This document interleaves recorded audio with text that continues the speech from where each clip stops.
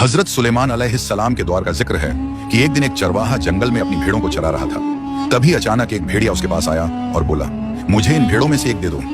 चरवाहा चौंक गया और बोला, ये भेड़ें मेरी नहीं हैं, ये तो हजरत सुलेमान अलैहिस्सलाम की अमानत है, मैं तो सिर्फ रखवाला हूँ। भेड़िया बोला, तो तुम जाकर उनसे इजाजत ले आओ कि क्या मुझे एक भेड़ लेने की अनुमति है। चरवाहे ने कहा, मुझे डर है कि मेरे जाते ही तुम सारी भेड़ों पर हमला कर दोगे। भेड़िया मुस्कुराया और बोला, जब तक तुम लौट कर नहीं आते मैं खुद इनकी रखवाली करूंगा। अगर मैंने धोखा किया तो मैं उस आखिरी दौर के लोगों जैसा हो जाऊं जो खयानत करते हैं।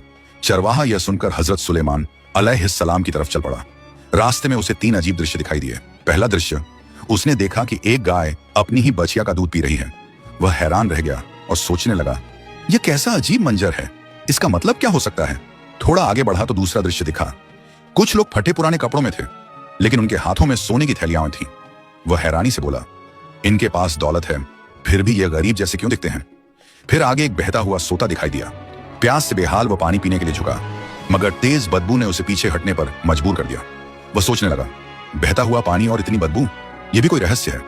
आखिर वह हजरत सुलेमान अलैहिस्सलाम के पास पहुंचा और भेड़ी की बात बता दी। आपने फरमाया, ठीक है, उसे इजाजत है कि वह एक भेड़ ले सकता है। चरवाहे ने कहा, हुजूर, रास्ते में मैंने 3 अजीब बातें देखी, उनकी हकीकत भी बता दीजिए। आपने फरमाया, पहला दृश्य उस समय की निशानी है जब कुछ माएं अपने ही बच्चों को गलत रास्तों में धकेलेंगी अपने फायदे के लिए। दूसरा दृश्य उन लोगों की मिसाल है जो हराम कमाई से माल इकट्ठा करेंगे मगर उसमें बरकत नहीं होगी। तीसरा दृश्य उन लोगों का प्रतीक है जिनका बाहरी रूप बहुत नेक दिखाई देगा, लेकिन उनका दिल दुनियावी लालच से भरा होगा। यह सुनकर चरवाहा कांप उठा और बोला, मैं ऐसे दौर के फितनों से अल्लाह की पनाह चाहता हूं। वह वापस लौटा तो देखा कि भेड़िया सचमुच भेड़ों की रखवाली कर रहा था। उसने कहा, हजरत सुलेमान अलैहिस्सलाम ने तुम्हें इजाजत दे दी है कि तुम एक भेड़ ले सकते हो। भेड़िए ने भेड़ों को गौर से देखा और एक कमजोर बीमार भेड़ को चुना। चरवाहे ने हैरानी से पूछा, तुमने यही क्यों चुनी। भेड़िया बोला, क्योंकि यह अपने रब की याद से गाफिल थी।